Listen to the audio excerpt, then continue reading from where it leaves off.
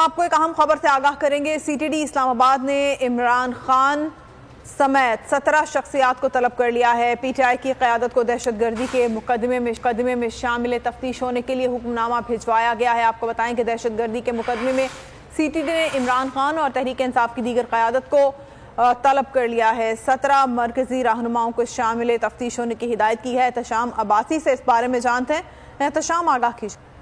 جی، C T D اسلام آباد نے عمران خان میں 17 شخصیات کو طلب کر لیا ہے۔ پی ٹی آئی کی قیادت کو مقدمے میں شامل تفتیش ہونے کے لیے یہ حکم نامہ بھجوایا گیا۔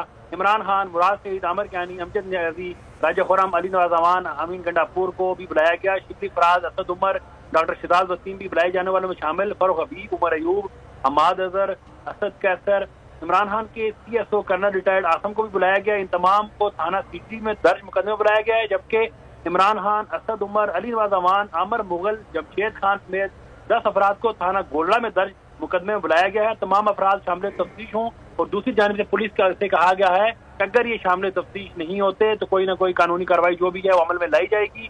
واضح رہے جو ہے کل عمران خان اسلام آباد ہائی کورٹ آ رہے ہیں، جہاں پر ان کے آلریڈی جو ان پر دہشت گردی کے مقدمات ہیں ان میں وہ اپنی ضمانت لیں گے۔